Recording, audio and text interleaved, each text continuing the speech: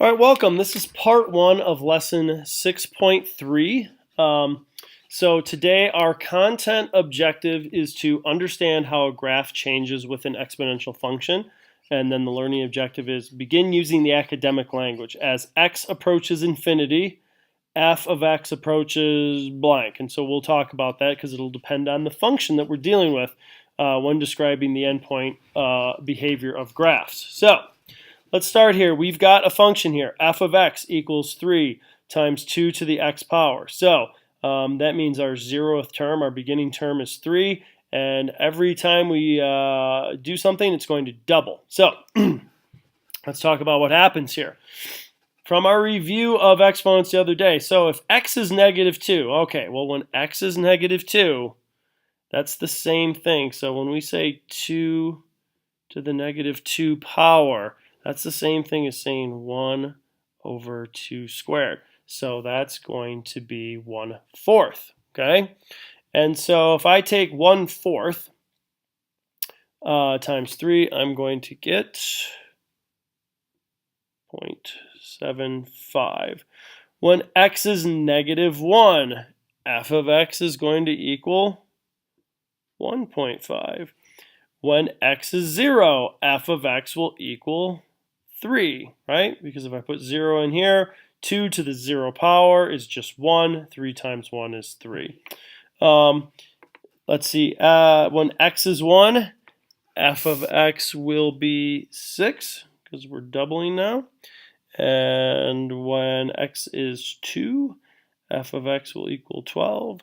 When x is 3, f of x is going to equal 24. And so now if I wanted to graph these values, what would they look like?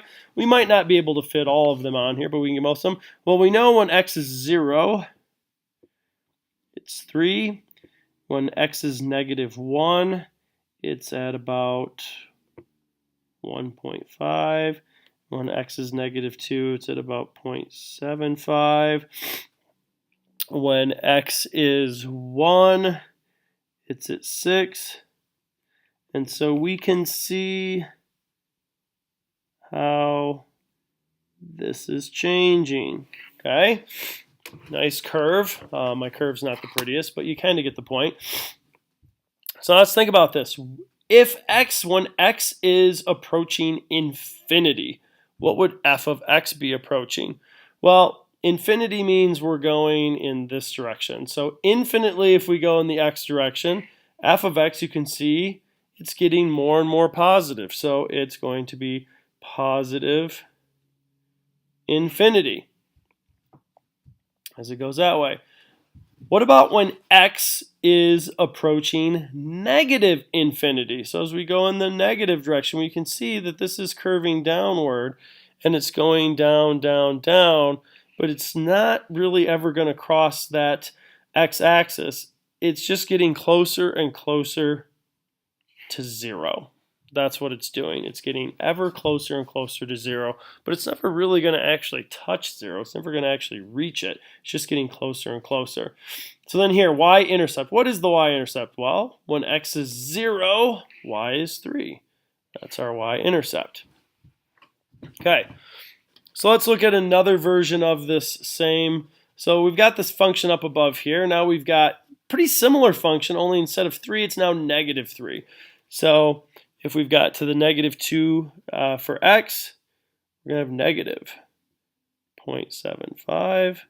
When x is negative 1, we get negative 1.5. When x is 0, we get negative 3. X is 1, we get negative 6, negative 12, negative 24. So you can see it's almost the reverse of what we were dealing with before.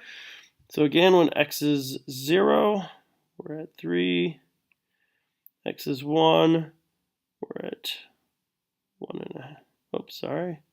We're at 1.5. And so we can see that it's curving this way instead. So now this time, as x approaches positive infinity, what is f of x doing? It's becoming greater and greater into negative infinity, right? Greater and greater negative y values. If x is a negative number, moving in this direction, it's getting closer and closer to 0. And then the y-intercept is -3.